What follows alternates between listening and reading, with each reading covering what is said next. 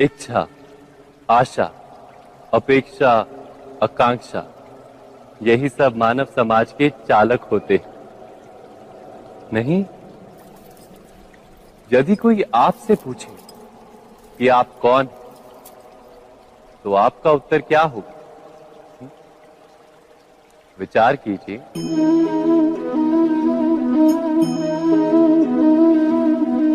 आप तुरंत ही ये जान पाएंगे कि आपकी इच्छाएं ही आपके जीवन की व्याख्या है। कुछ पाने से मिली सफलता, कुछ ना पाने से मिली निष्फलता ही आपका परिचय। अधिकतर लोग ऐसे जीते हैं कि स्वयं भीतर से मरते रहते हैं, किंतु अपनी इच्छाओं को नहीं मार पाते। इच्छाएं उन्हें दौड़ाती हैं जिस प्रकार मृग तृष्णा मृग को दौड़ाती। परंतु इन्हीं इच्छाओं के गर्भ में ही ज्ञान का प्रकाश भी। कैसे? जब इच्छाएं अपूर्ण रहती और टूटती, तब वहीं से ज्ञान की किरण प्रवेश करती है मनुष्य के हृदय। ना, ये कथा नहीं है केवल इच्छाओं के संघर्ष की, नहीं है केवल महत्वाकांक्षाओं से जन्म लेने वाले भयावह रक्तपात। ये कथा है इच्छाओं के गर्भ से उदित होते हुए ज्ञान की। मैं वासुदेव कृष्ण आप सभी को निमंत्रण देता हूं इस यात्रा पे चलने का, जो जीवन का मर्म सिखाएगी, मनुष्य का धर्म सिखाएगी, कीचड़ से उठकर कमल बनने का कर्म सिखाएगी। और इस यात्रा का नाम है महाभारत।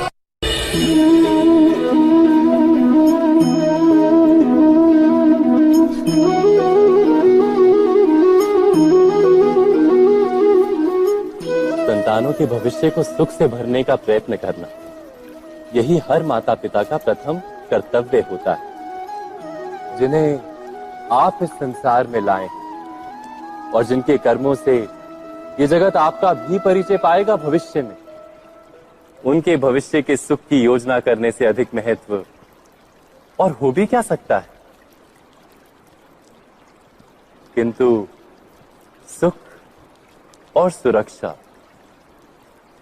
क्या ये मनुष्य के कर्मों से प्राप्त नहीं होते?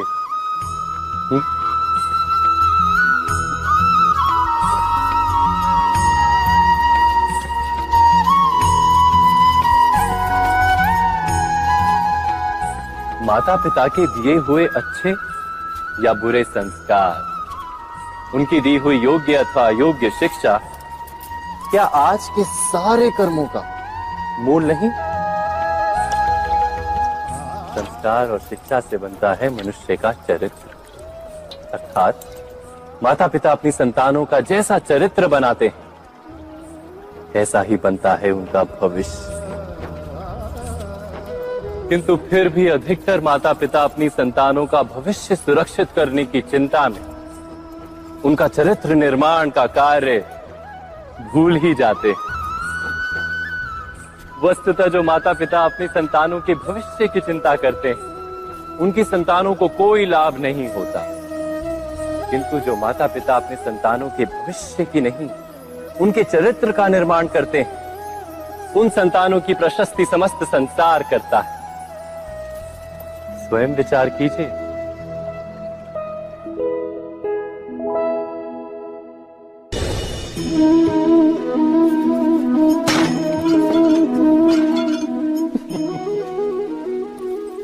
कभी कभी कोई घटना मनुष्य के जीवन की सारी योजनाओं को तोड़ देती और मनुष्य उस आघात को अपने जीवन का केंद्र मान लेता।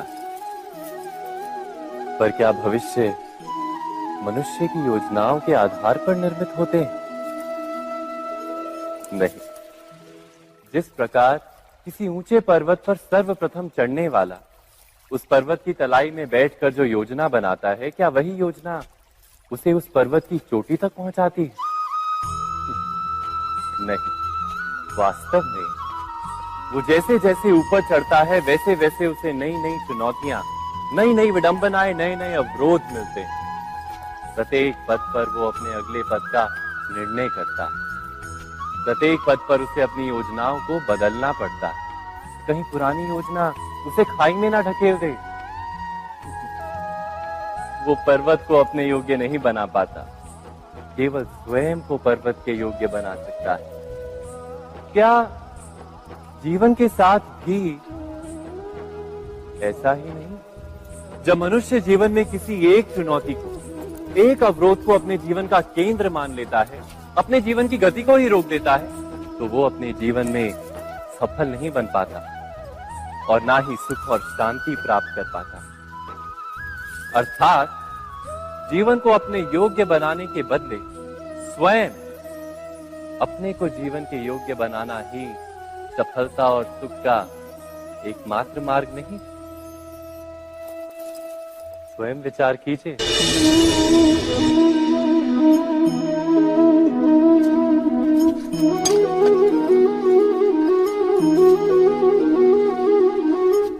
भविष्य का दूसरा नाम है संघर्ष। हृदय में आज इच्छा होती है और यदि पूर्ण नहीं हो पाती तो हृदय भविष्य की योजना बनाता है। भविष्य में इच्छा पूर्ण होगी ऐसी कल्पना करता रहता है, किंतु जीवन ना तो भविष्य में है ना अतीत में। जीवन तो इस क्षण का नाम, अर्थात इस क्षण का अनुभव ही जीवन का अनुभव। पर हम ये जानते हुए भी इतना सा सत्य समझ नहीं पाते। या तो हम बीते हुए समय के स्मरणों को घेर कर बैठे रहते हैं, या फिर आने वाले समय के लिए हम योजनाएं बनाते रहते हैं और जीवन जीवन बीत जाता है। एक सत्य यदि हम हृदय में उतार लें कि ना हम भविष्य देख सकते हैं, ना ही भविष्य निर्मित कर सकते हैं, हम तो केवल धैर्य और साहस के साथ भविष्य को आलिंगन दे सकते हैं, स्वागत कर सकते हैं भविष्य का। तो क्या जीवन का हर पल जीवन से नहीं भर जाएगा? स्वयं विचार कीजिए।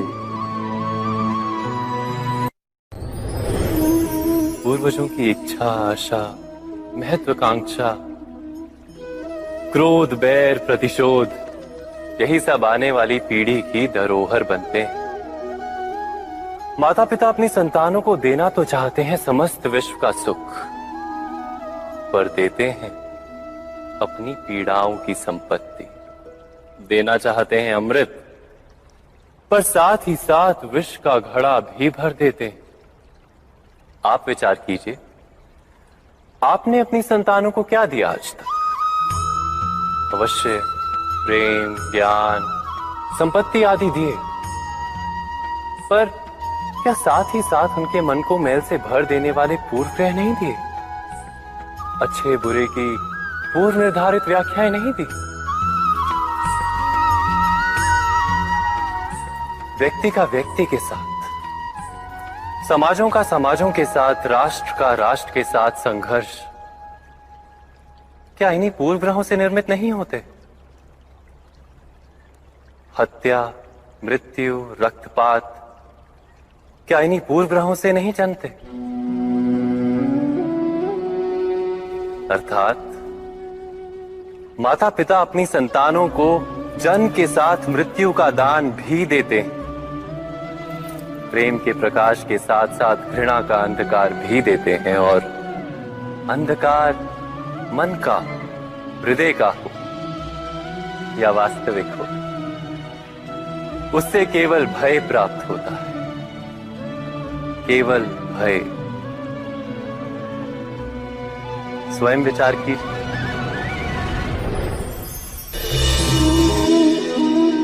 मनुष्य के हृदय में भय का साम्राज्य रहता है सदा। कभी संपत्ति के नाश का भय, कभी अपमान का भय, कभी अपनों से छूट जाने का भय। इसीलिए भय का होना सबको स्वाभाविक ही लगता है। क्या कभी विचार किया है, जो स्थिति अथवा वस्तु भय को जन्म देती है, क्या वहीं से वास्तव में दुख आता है? नहीं, ऐसा तो कोई नियम नहीं। और सबका अनुभव तो ये बताता है कि भय धारण करने से भविष्य के दुख का निवारण नहीं होता। भय केवल आने वाले दुख की कल्पना मात्र ही है। वास्तविकता से इसका कोई संबंध नहीं है। तो क्या ये जानते हुए भी कि भय कुछ और नहीं, केवल कल्पना मात्र ही है, इससे मुक्त होकर निर्भय बन पाना क्या बहुत कठिन है? अवश्य विचार कीजिएगा।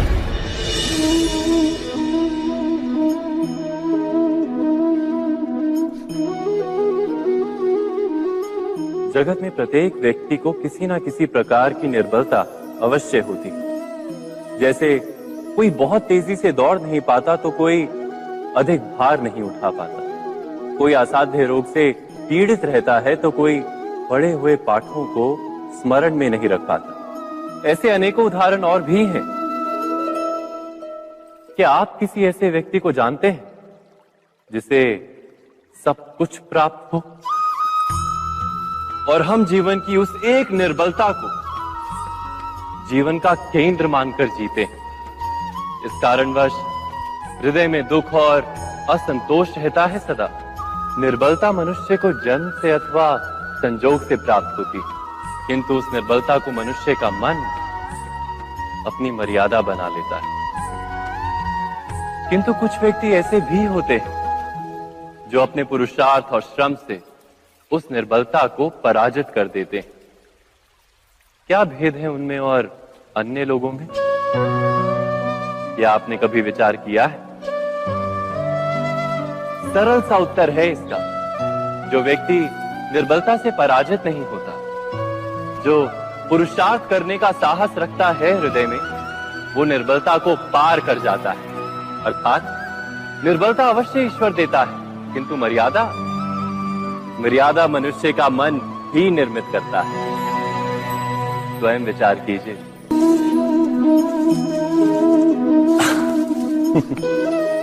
मनुष्य के सारे संबंधों का आधार है अपेक्षा। पति कैसा हो जो मेरा जीवन सुख और सुविधा से भर दे?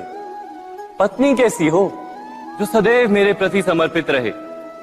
संतान कैसी हो जो मेरी सेवा करे, मेरा आदेश माने?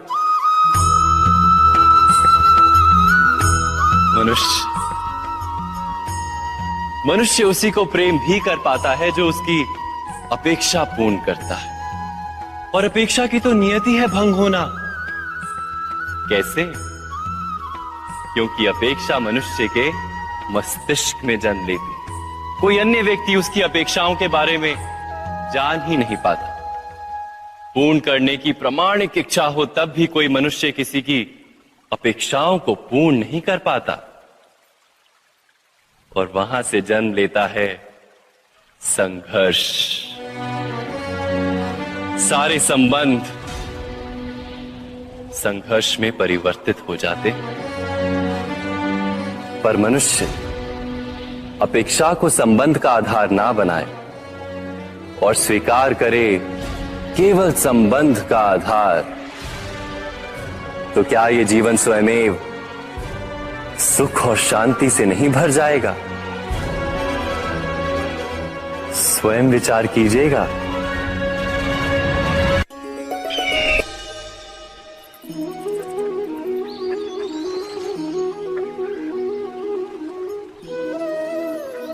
समय के आरंभ से ही मनुष्य को एक प्रश्न सदा पीड़ा देता है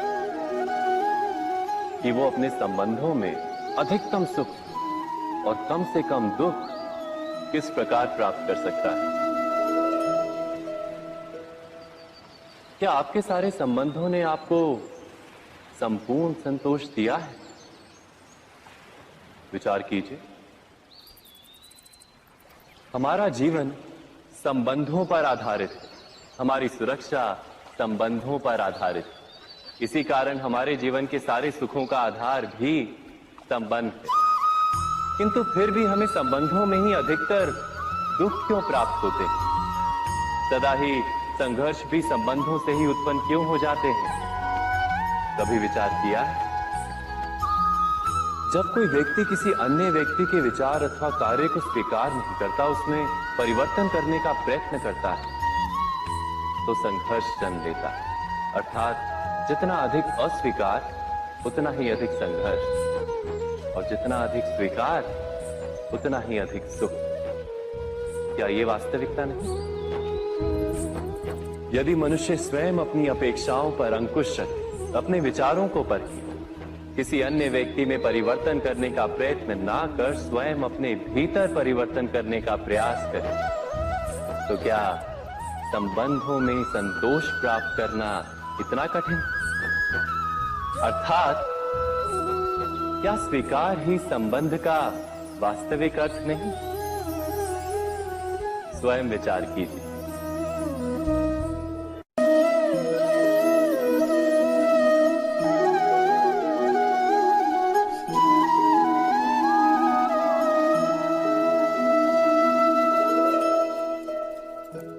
जब किसी व्यक्ति को किसी घटना में अन्याय का अनुभव होता है, तो वो घटना उसके अंतर को झकझोर देती। समस्त जगत उसे अपना शत्रु प्रतीत होता है। अन्याय लगने वाली घटना जितनी बड़ी होती है, मनुष्य का हृदय भी उतना ही अधिक विरोध करता है। उस घटना के उत्तर में वो न्याय मांगता है, और ये योग्य भी है। वास्तव में समाज में किसी भी प्रकार का अन्याय व्यक्ति की आस्था और विश्वास का नाश है। किंतु ये न्याय क्या है? न्याय का अर्थ क्या है? अन्याय करने वाले को अपने कार्य पर पश्चाताप हो, और अन्याय भुगतने वाले के मन में फिर से विश्वास जगे समाज के प्रति। इतना ही अर्थ है ना न्याय का। किंतु जिसके हृदय में धर्म नहीं होता, वो न्याय को छोड़कर बैर और प्रतिशोध को अपनाता है। हिंसा के बदले प्रतिहिंसा की भावना लेकर चलता है। स्वयं भोगी हुई पीड़ा से कहीं अधिक पीड़ा देने का प्रयत्न करता है, और इस मार्ग पर चलते अन्याय को भुगतने वाला स्वयं अन्याय करने लगता है। शीघ्र ही वो अपराधी बन जाता है। अर्थात न्याय और प्रतिशोध के बीच बहुत कम अंतर होता है, और इसी अंतर का नाम है धर्म। क्या ये सत्य नहीं? स्वयं विचार कीजिए। दो व्यक्ति जब निकट आते हैं तो एक दूसरे के लिए सीमाएं और मर्यादाएं निर्मित करने का प्रयत्न अवश्य करते हैं। हम यदि सारे संबंधों पर विचार करें तो देखेंगे कि इन सारे संबंधों का आधार यही सीमाएं हैं जो हम दूसरों के लिए निर्मित करते हैं। और यदि अनजाने में भी कोई अन्य व्यक्ति इन सीमाओं को तोड़ता है, तो उसी क्षण हमारा हृदय क्रोध से भर जाता है। इन सीमाओं का वास्तविक रूप क्या है? क्या हमने कभी विचार किया? सीमाओं के द्वारा हम दूसरे व्यक्ति को निर्णय करने की अनुमति नहीं देते, अपना निर्णय उस व्यक्ति पर थोपते, अर्थात किसी की स्वतंत्रता का अस्वीकार करते हैं। और जब स्वतंत्रता का अस्वीकार किया जाता है तो उसका हृदय दुख से भर जाता है, और जब वो सीमाओं को तोड़ता है तो हमारा हृदय क्रोध से भर जाता है। क्या ऐसा नहीं होता?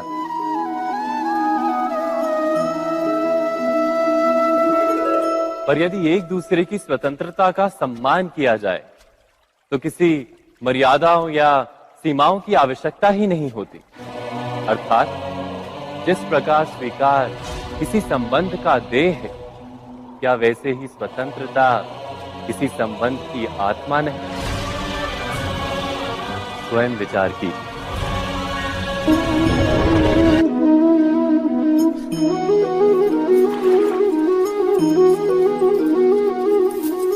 पिता सदा ही अपने संतान के सुख की कामना करते हैं, उनके भविष्य की चिंता करते रहते हैं। इसी कारणवश सदा ही अपने संतानों के भविष्य का मार्ग स्वयं निश्चित करने का प्रयत्न करते रहते हैं। जिस मार्ग पर पिता स्वयं चला है, जिस मार्ग के कंकर पत्थर को स्वयं देखा है, मार्ग की छाया, मार्ग की धूप को स्वयं जाना है, उसी मार्ग पर उसका पुत्र भी चले, यही इच्छा रहती है हर पिता की। निसंदेह उत्तम भावना है ये, किंतु 3 प्रश्नों के ऊपर विचार करना हम भूल ही जाते हैं। कौन से प्रश्न? प्रथम प्रश्न, क्या समय के साथ प्रत्येक मार्ग बदल नहीं जाते? क्या समय सदा ही नई चुनौतियों को लेकर नहीं आता?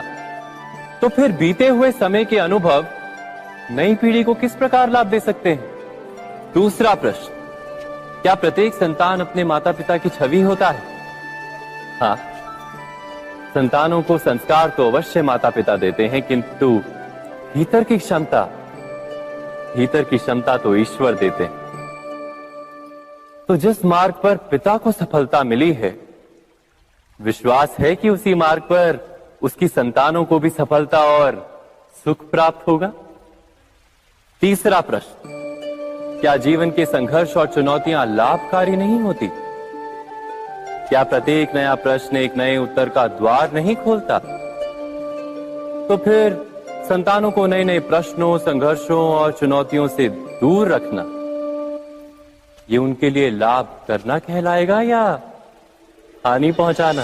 अर्थात जिस प्रकार संतान के भविष्य का निर्माण करने के बदले उसके चरित्र का निर्माण करना श्रेष्ठ है, वैसे ही संतानों के जीवन का मार्ग निश्चित करने के बदले उन्हें नए संघर्षों के साथ जूझने के लिए मनोबल व ज्ञान देना अधिक लाभदायक नहीं होगा? स्वयं विचार कीजिए। सबके जीवन में ऐसा प्रसंग अवश्य आता है कि सत्य कहने का निश्चय होता है हृदय में, किंतु मुख से सत्य निकल नहीं पाता। कोई भय मन को घेर लेता है। किसी घटना अथवा प्रसंग के बारे में बात करना या फिर स्वयं से कोई भूल हो जाए उसके बारे में कुछ बोलना, क्या ये सत्य है? नहीं, ये तो केवल तथ्य है। अर्थात जैसा हुआ था वैसा केवल बोल देना सामान्य सी बात है। किंतु कभी कभी उस तथ्य को बोलते हुए भी भय लगता है। कदाचित किसी दूसरे की भावनाओं का विचार आता है मन, दूसरे को दुख होगा, ये भय भी शब्दों को रोकता है। तो ये सत्य क्या है? क्या हमने कभी विचार किया है? जब भय रहते हुए भी कोई तथ्य बोलता है तो वो सत्य कहलाता है। वास्तव में सत्य कुछ और नहीं, केवल निर्भयता का दूसरा नाम है। और निर्भय होने का कोई समय नहीं होता, क्योंकि निर्भयता आत्मा का स्वभाव है। अर्थात क्या प्रत्येक क्षण सत्य बोलने का क्षण नहीं होता?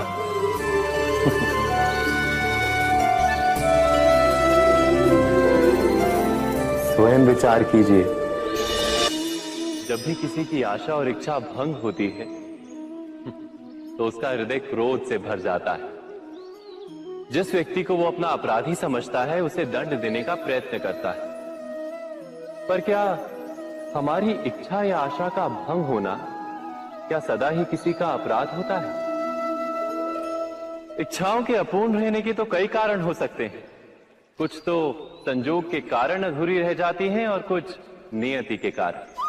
और कभी कभी इच्छाओं का स्वरूप ही ऐसा होता है कि वो पूर्ण नहीं हो पाती। बिना परिस्थिति पर विचार किए किसी को अपराधी मान लेना न्याय नहीं, प्रतिशोध है। न्याय का आधार तो दया है, करुणा है, और प्रतिशोध का आधार क्रोध, अहंकार। अर्थात हृदय में करुणा धारण किए बिना किसी के अपराध के विषय में विचार करना, किसी को दंड देना क्या अपने आप में ही अन्याय नहीं? स्वयं विचार कीजिए।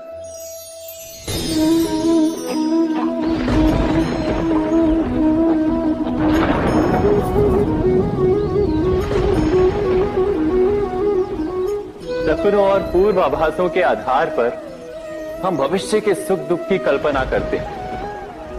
भविष्य के दुख का कारण दूर करने के लिए हम आज योजना बनाते हैं, किंतु कल के संकट को आज निर्मूल करने से हमें लाभ मिलता है या हानि पहुंचती है, ये प्रश्न हम कभी नहीं करते। सत्य तो ये है कि संकट और उसका निवारण साथ जनते हैं, व्यक्ति के लिए भी और सृष्टि के लिए भी।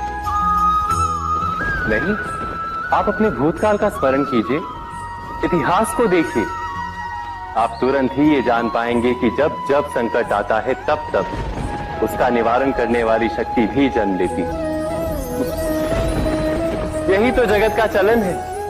वस्तुतः संकट ही शक्ति के जन्म का कारण है। प्रत्येक व्यक्ति जब संकट से निकलता है तो एक पद आगे बढ़ा होता है, अधिक चमकता है, आत्मविश्वास से अधिक भरा होता है, न केवल अपने लिए अपितु विश्व के लिए भी। क्या ये सत्य नहीं? वास्तव में संकट का जन्म है एक अवसर का जन्म, अपने आप को बदलने का, अपने विचारों को ऊंचाई पर करने का अवसर, अपनी आत्मा को बलवान और ज्ञान मंडित बनाने का अवसर। जो ये कर पाता है उसे कोई संकट नहीं होता, किंतु जो ये नहीं कर पाता वो तो स्वयं एक संकट है विश्व के लिए। विचार कीजिए।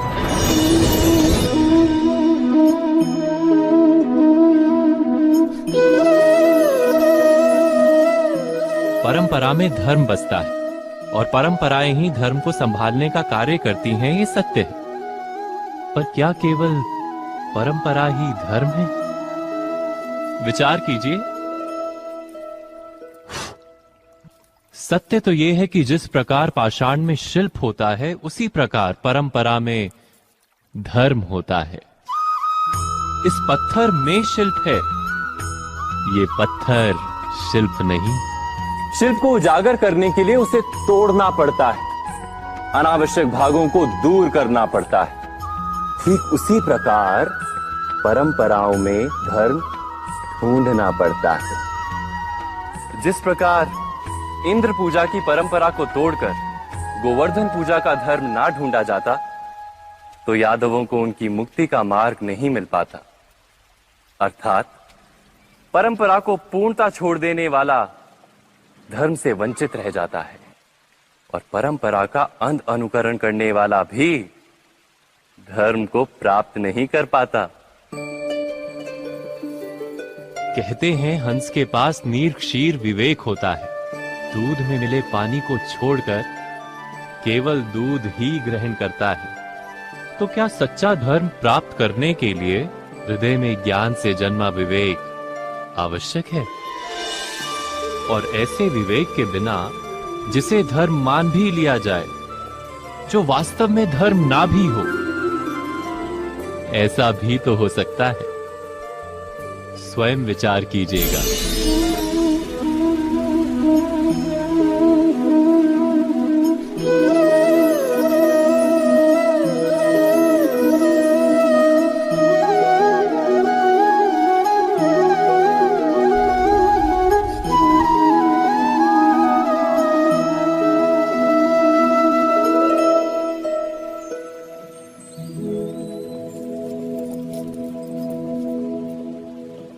भविष्य के आधार पर सब आज का निर्णय लेना चाहते हैं।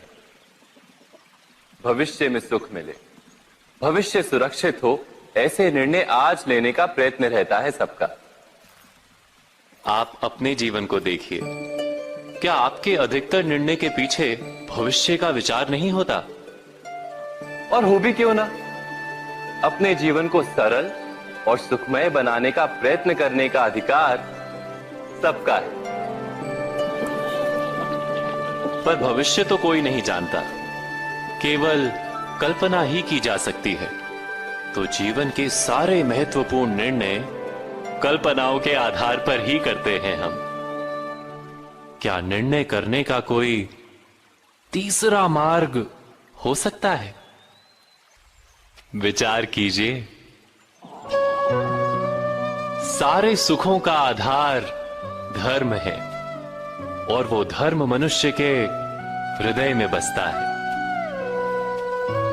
तो प्रत्येक निर्णय से पूर्व स्वयं अपने हृदय से ये प्रश्न अवश्य पूछ लेना कि ये निर्णय स्वार्थ से जन्मा है या धर्म से। क्या इतना पर्याप्त नहीं? भविष्य के बदले धर्म का विचार करने से क्या भविष्य अधिक सुखपूर्ण नहीं होगा? स्वयं विचार कीजिए। व्यक्ति को जब उसके अपराध का दंड मिलता है तब कभी कभी उस न्याय को देखकर मन कचोटता है। प्रश्न उठता है हृदय में कि जब वो अपराध हुआ था तब व्यक्ति भिन्न था। उसके पश्चात उसने इतने पश्चाताप किए, स्वयं में इतना परिवर्तन किया, फिर उसे दंड क्यों मिले? पर जहां आघात होता है वहां प्रत्याघात भी होता है। जैसा कर्म वैसा फल।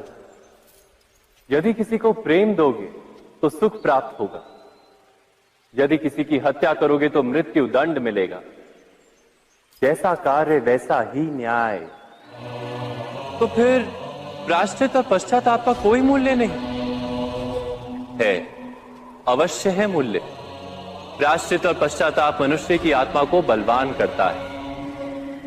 आने वाले दंड को स्वीकार करने के लिए मनुष्य को तैयार करता है। अर्थात बिना प्रायश्चित के दंड स्वीकार करने का कोई मूल्य है? स्वयं विचार कीजिए।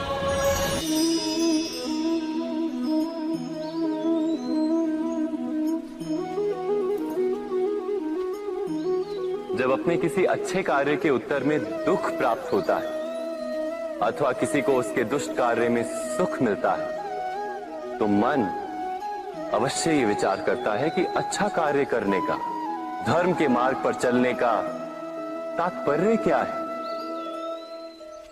पर दुष्ट आत्मा को क्या प्राप्त होता है ये भी देखिए। दुष्टता करने वाला हृदय सदा चंचल रहता है, अकुलाता रहता है। मन में सदा नए नए संघर्ष उत्पन्न होते हैं। अविश्वास उसे जीवन भर दौड़ाता है। क्या ये सुख है? जबकि धर्म पे चलने वाला, अच्छा कार्य करने वाले, सच्चरित्र व्यक्ति का हृदय शांत रहता है। परिस्थितियां उसके जीवन के सुख में बाधा नहीं बनती। समाज में सम्मान और मन में संतोष रहता है सदा। अर्थात अच्छा बर्ताव भविष्य में किसी सुख का मार्ग नहीं। अच्छा बर्ताव स्वयं सुख अथवा बुरा बर्ताव भविष्य में किसी दुख का मार्ग नहीं। अधर्म उसी क्षण दुख उत्पन्न करता है। धर्म से सुख नहीं, धर्म स्वयं।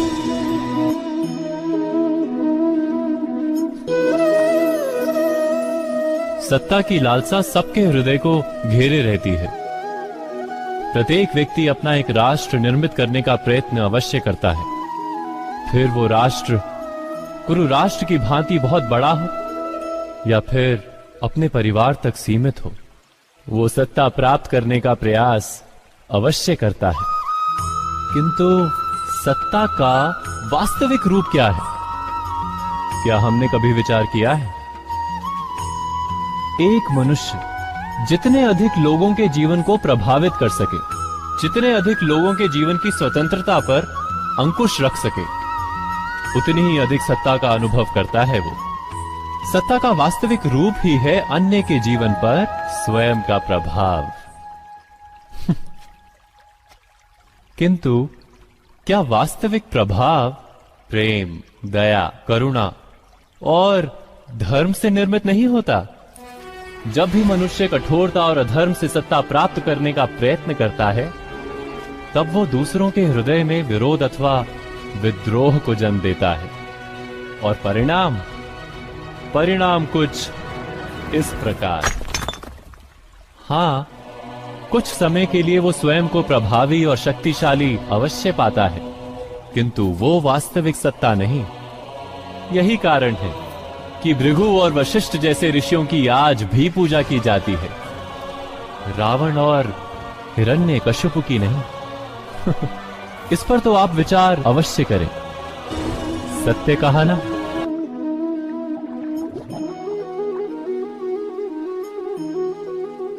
इस संसार में आने वाला प्रत्येक बालक संपूर्णतः संस्कार रहित होता है। उसके अंतर पर ना किसी अच्छे संस्कार के चिन्ह अंकित होते हैं, ना ही बुरे संस्कार के। अर्थात जन्म से बालक में ना कोई गुण होता है और ना ही कोई दोष। तो ये दोष अथवा गुण किस प्रकार प्राप्त होते हैं? क्या हमने कभी विचार किया है?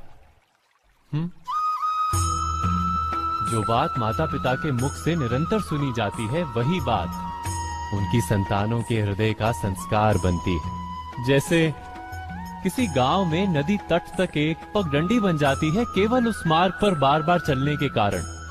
अर्थात माता पिता के हृदय की इच्छाएं उनकी संतानों के हृदय का दोष अथवा गुण बनकर जन्म लेती हैं। क्या ये सत्य नहीं? पर फिर भी जब उनकी संतानों में कोई दोष दिखाई देता है, तो माता पिता आश्चर्य और दुख से भर जाते हैं। माता पिता का हृदय ये प्रश्न करता है कि उनकी संतानों में ये कुसंस्कार आए कहां से। सत्य तो यही है कि माता पिता अपनी संतानों को अनजाने में ही कुसंस्कार के बीज दे देते हैं, जो उनके संतानों की हृदय भूमि पर कुसंस्कार का वृक्ष बनकर उगता है। अर्थात अपनी संतानों को सुसंस्कारी और धर्ममय बनाने की आशा रखने वाले प्रत्येक माता पिता को प्रथम अपने हृदय की इच्छाओं पर अंकुश रखना क्या अनिवार्य नहीं?